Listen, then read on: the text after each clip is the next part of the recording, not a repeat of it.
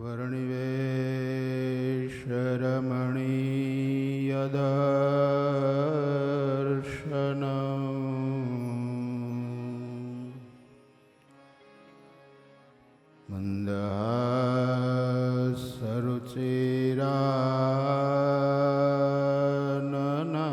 मन्दहासरुचिराननाम्बुजा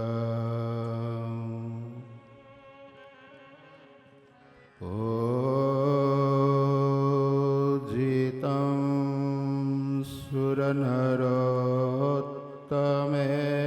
सुरनरोत्तमेर्मुदा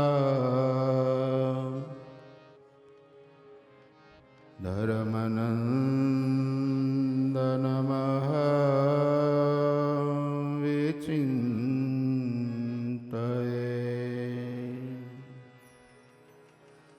ॐ अवतारिणे श्री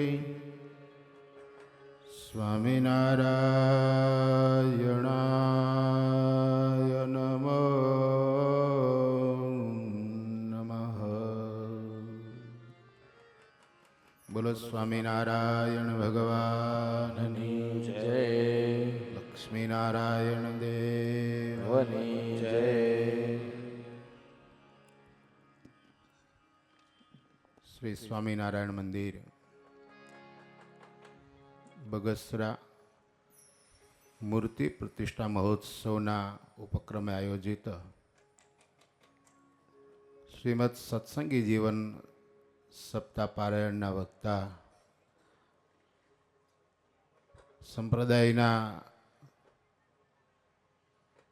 ख्यातनाम અને ખૂબ જેમની જોશીલી વાણીથી હજારો મુમુક્ષુ જીવાત્માઓને ભગવાનના સ્વરૂપમાં જોડતા એવા શ્રદ્ધેય પૂજ્ય વિવેક સ્વરૂપ સ્વામી, આ મહોત્સવના માર્ગદ્રષ્ટા અને મંદિર નિર્માતા સાધુ ગુણ સંપન્ન એવા પૂજ્ય લક્ષ્મીપ્રસાદ સ્વામી, આપણે દિવ્ય સભામાં દર્શન અને આશીર્વચન આપવા માટે પધારેલા પૂજ્ય લાલજી મહારાજ શ્રી, બાપુ સ્વામી, હરિપ્રકાશ સ્વામી, હરિકેશવ સ્વામી, દેવપ્રસાદ સ્વામી, સૌ આદરણીય પૂજનીય સંતો, સાંખ્યોગી માતાઓ, અનેકવિધ નાની મોટી સેવાના વાલા વાલા યજમાન હરિભક્તોને બધાઈને ભાવથી જય સ્વામિનારાયણ.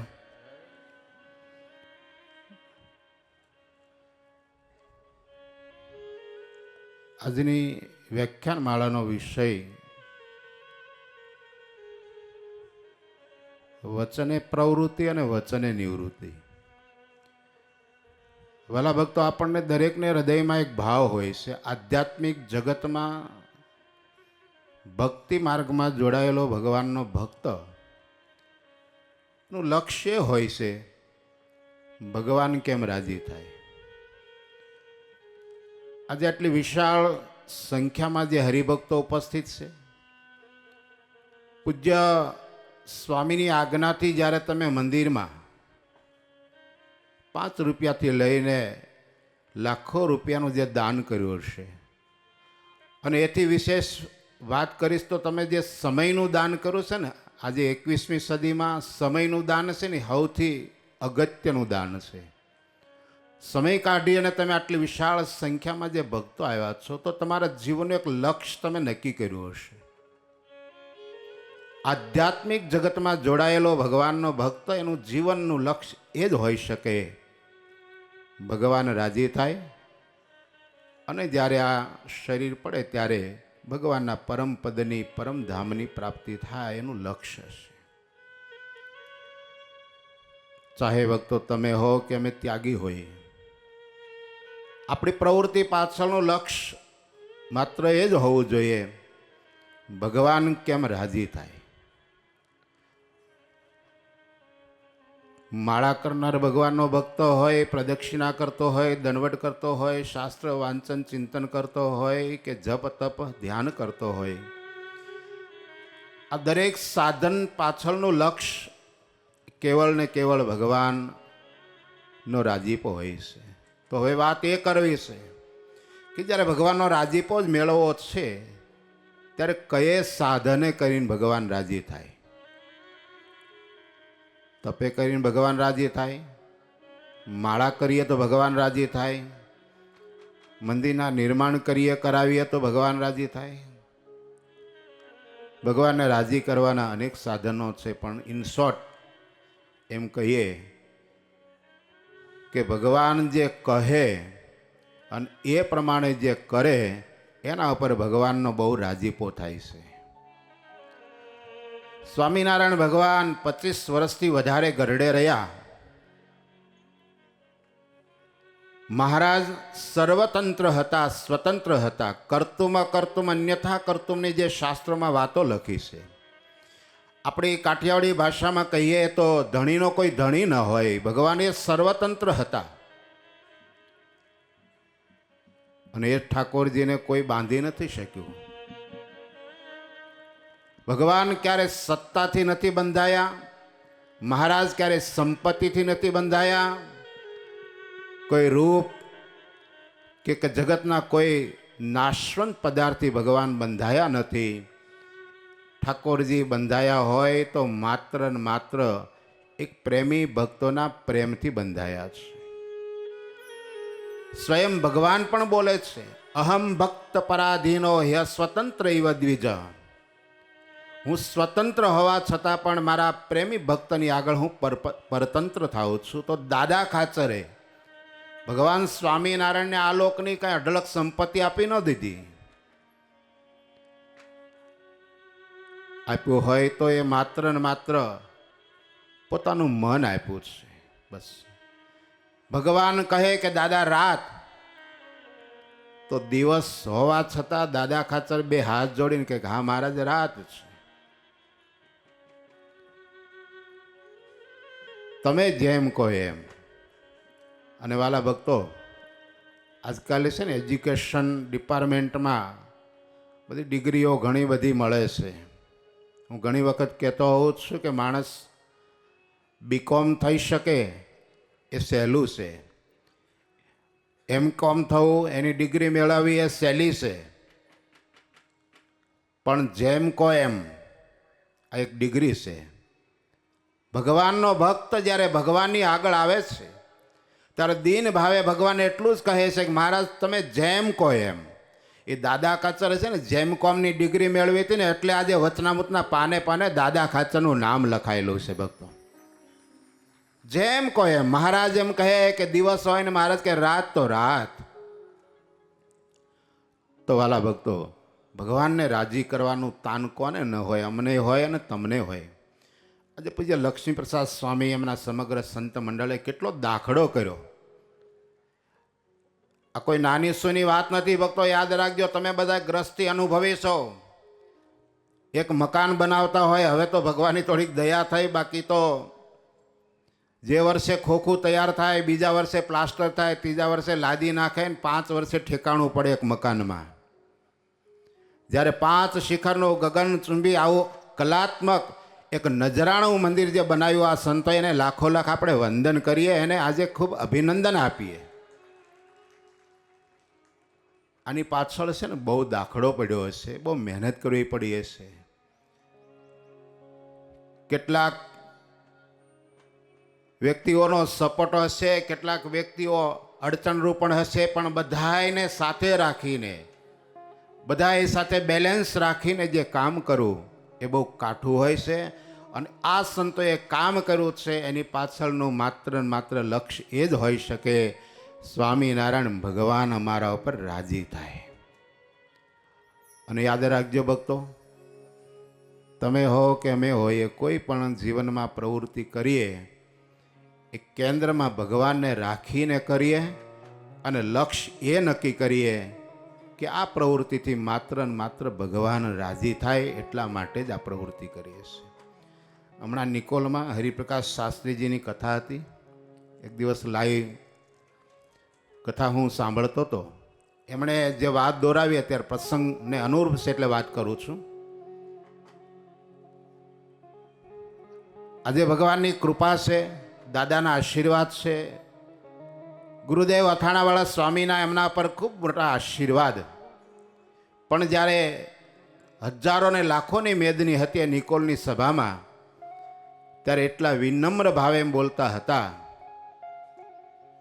કે આ જે કંઈ સમિયાણો છે, આ જે કંઈ માહોલ છે, લાખોની સંખ્યામાં જે ભગવાનના ભક્તો ભેગા થાય અને પ્રતિદિન કથાના અંતર્ગત કેટલાય નાના મોટા ઉત્સવ થાય, ભવ્ય અન્નકૂટ ઉત્સવ થયો.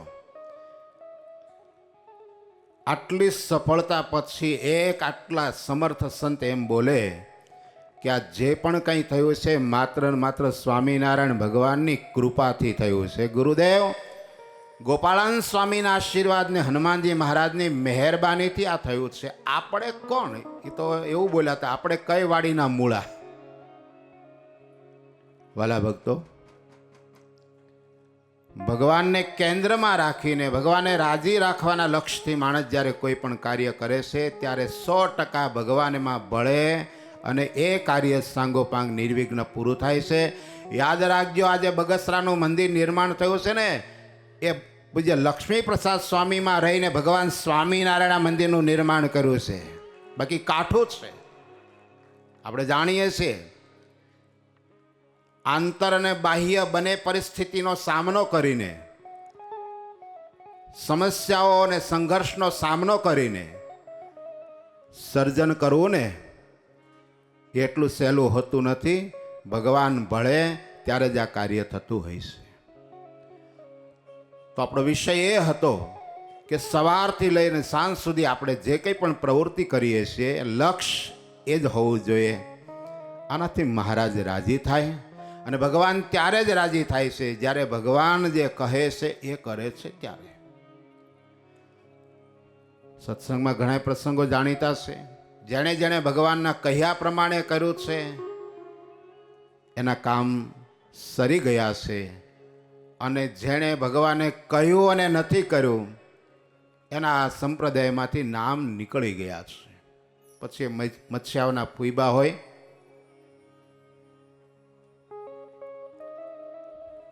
ખોલડિયાદ ગામના ખેંગાર ભગત ખૂબ નિષ્ઠાવાળા બંને માણસ ઘરેથી નક્કી કરી નીકળે છે.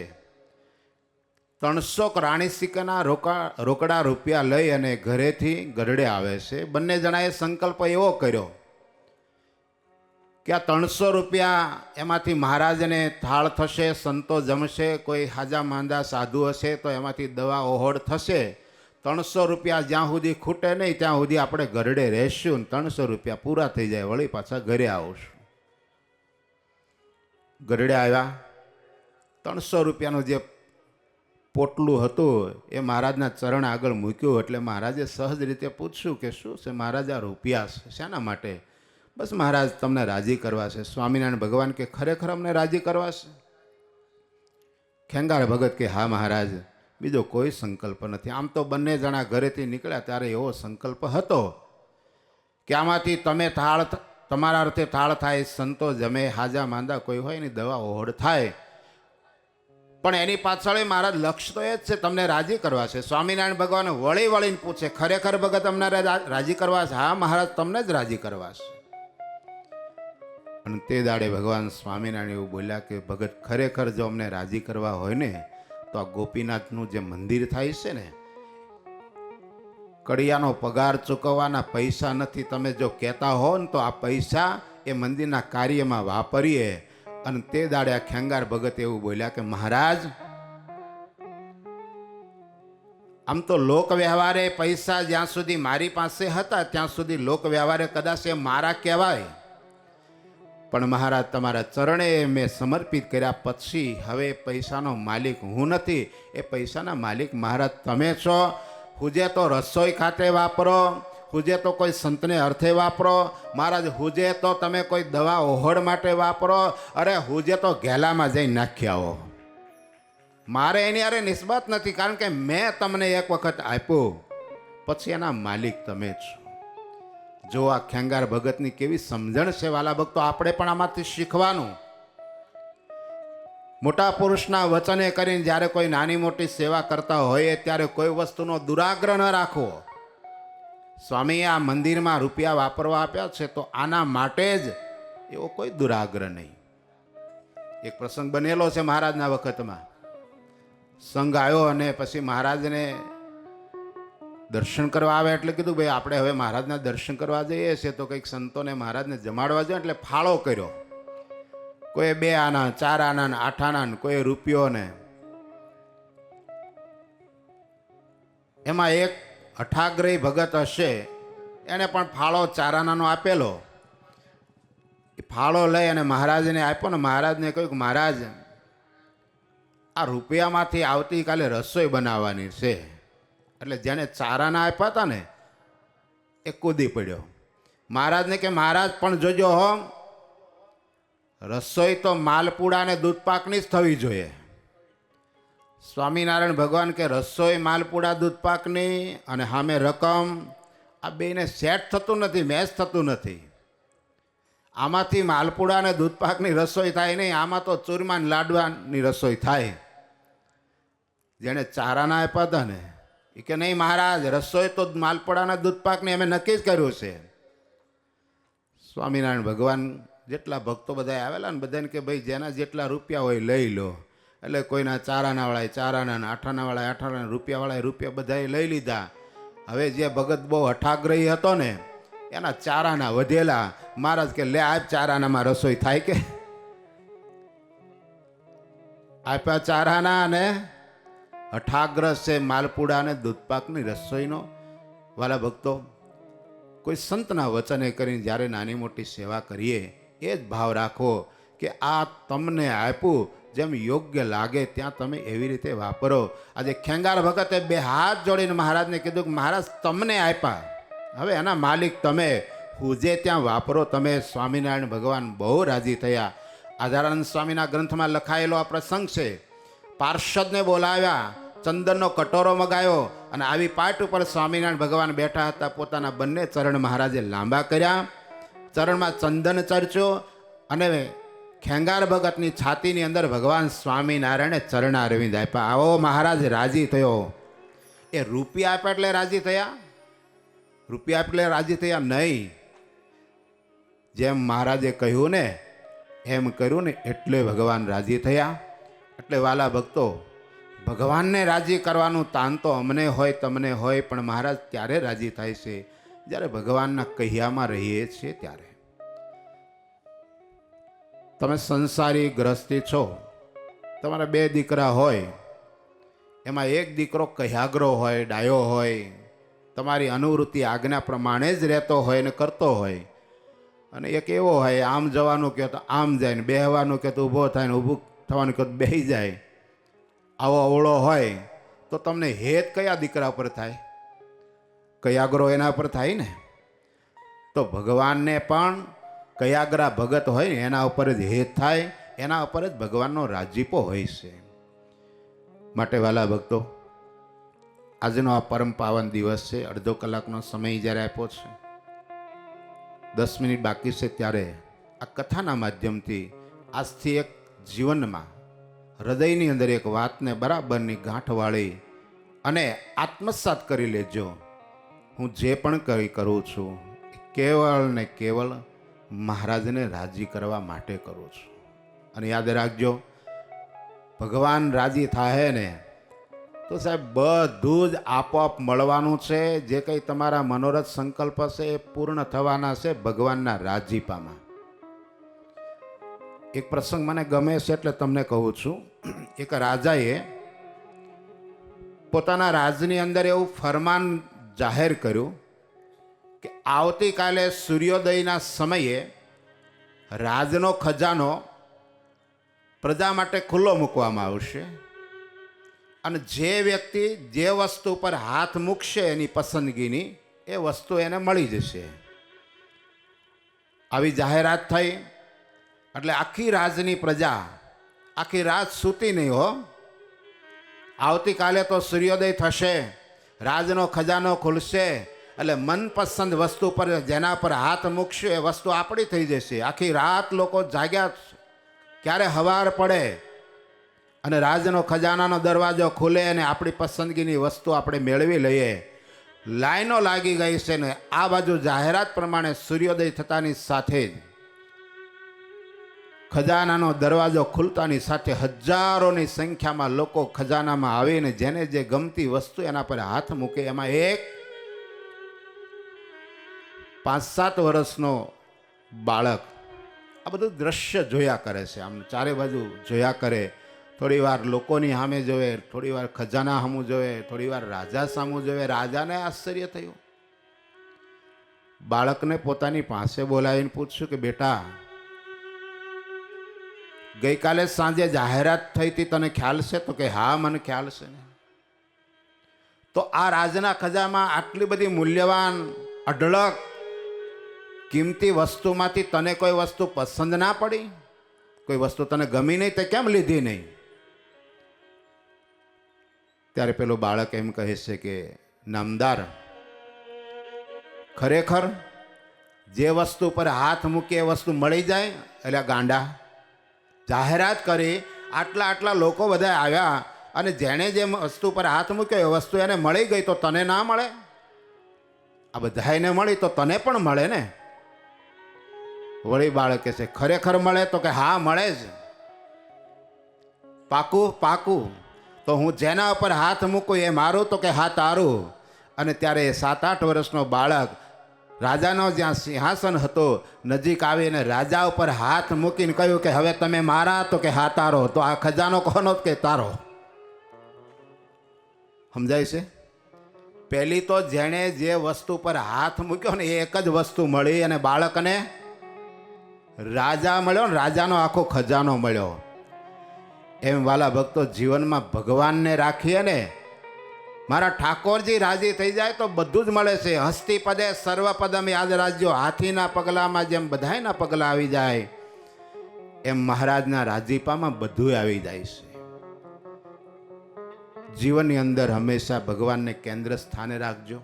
આપણા મોટા મોટા સદગુરુ સંતો મહારાજના સમકાલીન સમયથી લઈને વર્તમાન સમયની અંદર પૂજ્ય જ્ઞાનજીવન સ્વામીની કથાઓ આપણે બધા સાંભળતા હોઈએ છીએ. નિત્યસુ સ્વામીની ઘર સદા સાંભળીએ. આ સદગુરુ સંતોના કથાનો પ્રવચનનો સાર છેલ્લો કયો હોય છે? ભજન કરજો. બસ ભજન કરજો. અને એ ભજન પણ કેવળ ને કેવળ ભગવાનને રાજી કરવા માટે.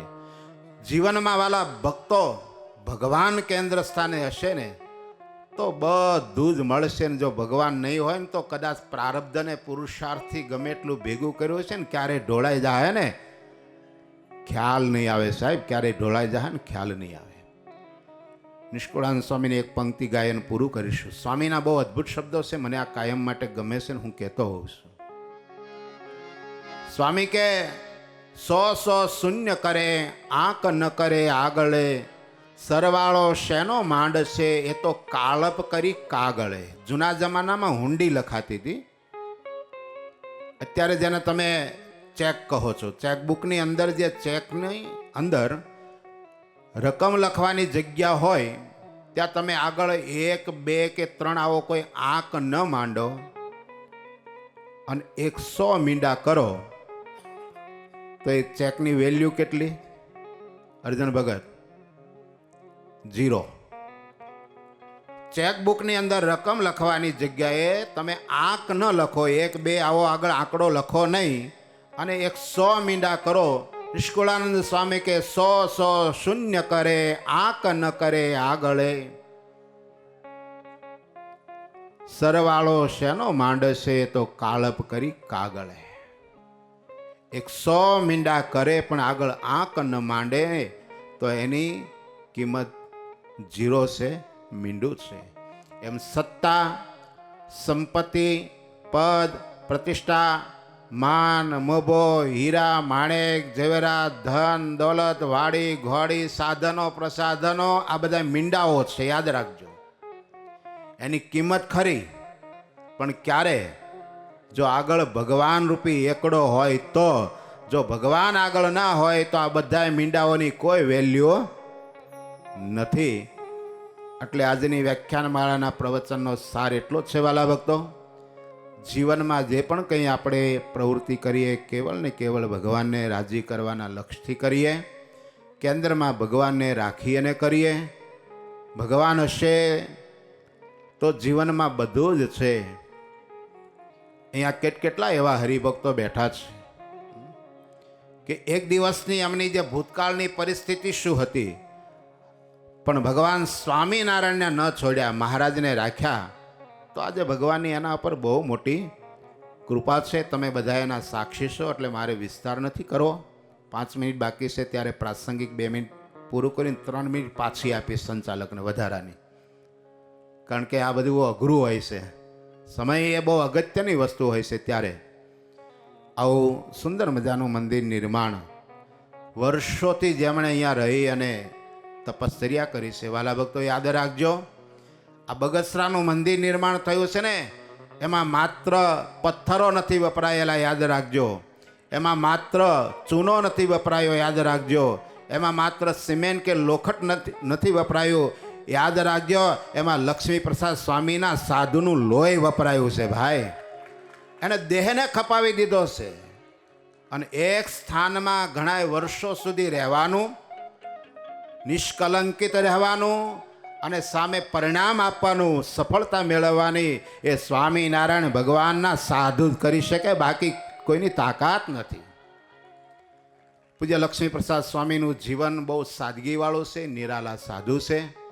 હું એટલું કહીશ, અમારા લક્ષ્મણજીવન સ્વામી બેઠા છે, આવા પવિત્ર સંતોના દર્શન કરીને હું કાયમ માટે સ્વામી માટે કહેતો હોઉં છું કે મેં અને તમે ગુણાતીતાનંદ સ્વામી, ગોપાળાનંદ સ્વામી, મુક્તાનંદ સ્વામી જેવા નંદ સંતોના દર્શન નથી કર્યા, પણ આજે આવા ભજનાનંદી સંતોના દર્શન કરીએ ને એટલે આપણને એમાં જ મુક્તાનંદ સ્વામી, ગોપાળાનંદ સ્વામી, બ્રહ્માનંદ સ્વામીના દર્શન થાય.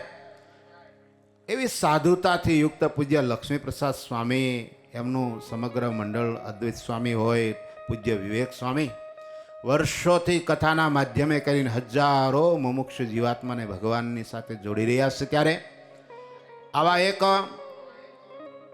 નિષ્ઠાવાન, સમર્પિત, સેવાની ભાવનાવાળા અને સહન કરીને સર્જન કરનારા પૂજ્ય લક્ષ્મી પ્રસાદ સ્વામીના મંડળને હું લાખો લાખ વંદન કરું છું.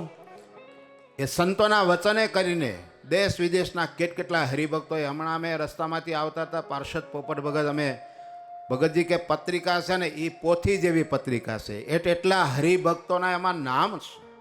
આ હેલું નથી, બહુ અઘરું છે. વાલા ભક્તો, રૂપિયો મેળવવો ને લાવવો ને એ બહુ અઘરામાં અઘરું કામ છે. સૌથી પહેલાં તો વિશ્વાસ ઊભો કરવો પડે. આજે તમે કોઈ રૂપિયો આપ્યો હશે કે કરોડો રૂપિયા આપ્યા હશે, આ સંતોએ જ્યારે તમારા પર વિશ્વાસ સંપાદન કર્યો ત્યારે તમે આ સેવા કરી છે. એટલે સંતના વચને કરીને જે તમે લાખો રૂપિયાની સેવા કરી છે, પછી નાકરાણી પરિવાર હોય કે પછી અમારું ન્યાલકરણ ગ્રુપ હોય, અમારા જગદીશભાઈ પાંભર, એમની પણ કથાના સહેજમાન તરીકેની સેવા, ઘણા બધા હરિભક્તોએ. વળી એ નામાવલી લેવા જશું તો વળી પાછો અડધો કલાક એમાં જતો રહેશે. પણ આ સંતોના વચને કરીને જેમણે સેવા કરી છે એ હરિભક્તોનું સર્વ રીતે ભગવાન મંગળ વિસ્તારે. પૂજ્ય આચાર્ય મહારાજ શ્રી રાકેશ પ્રસાદજી મહારાજના માધ્યમથી વર્તમાન સમયની અંદર વાલા ભક્તો જે સત્સંગનો સર્વાંગી વિકાસ થઈ રહ્યો છે. એક સમય એવો હતો, આધ્યાત્મિક વિકાસ થતો હતો ત્યારે ભૌતિક વિકાસ લુપ્ત અવસ્થામાં હતો. વળી ભૌતિક વિકાસ થયો તો આધ્યાત્મિક વિકાસ પાછો થોડોક લુપ્ત થવા માંડ્યો. પણ આચાર્ય મહારાજ શ્રી રાકેશ પ્રસાદજી મહારાજ જ્યારથી આ ગાદી પર બિરાજમાન થયા ને ત્યારથી જેટલો ભૌતિક વિકાસ થાય એના કરતાં આધ્યાત્મિક વિકાસ વધારે થાય છે. અને આધ્યાત્મિક વિકાસ જેટલો થાય એના કરતાં ભૌતિક વિકાસ દરેક સ્થાનમાં, પછી વડતાલ દેશ હોય, ગરડા પ્રદેશ હોય, જુનાગઢ હોય કે ધોલેરા પ્રદેશ હોય કે અમારું સારિંગપુર હોય, આચાર્ય મહારાજશ્રીની કુનેહ છે.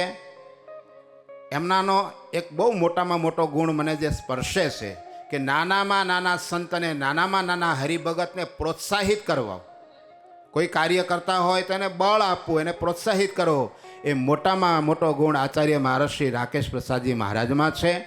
આવા આચાર્ય મહારાજના માધ્યમથી આ સત્સંગની અંદર જ્યારે આવા અનેક કાર્યો થઈ રહ્યા છે ત્યારે પુનઃ આ મંદિર નિર્માણની અંદર પૂજ્ય સ્વામીના સમગ્ર સંત મંડળના ચરણમાં હું કોટી કોટી વંદન કરું છું.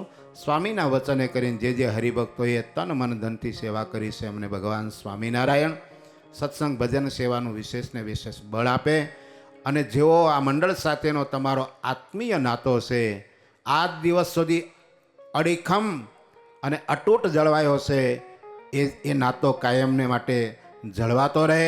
પૂજ્ય લક્ષ્મીપ્રસાદ સ્વામીના માધ્યમથી તમારા દ્વારા અનેકવિધ સત્સંગની સેવા થાય એ ભગવાન સ્વામિનારાયણના ચરણમાં મારા ગુરુ કાર્યાણી મંદિરના કોઠારી શાસ્ત્રી સ્વામી માધવપ્રસાદદાસજી અમારા મંડળ વતી, સાથે આવેલા ગરડાના ટ્રસ્ટી પાર્ષદ શ્રી પોપટ ભગત વતી પૂજ્ય સ્વામીના ચરણમાં અભિનંદન સાથે ખૂબ ખૂબ શુભેચ્છા પાઠવી અને મારા શબ્દને વિરામ આપું. બોલો સ્વામિનારાયણ ભગવાનની.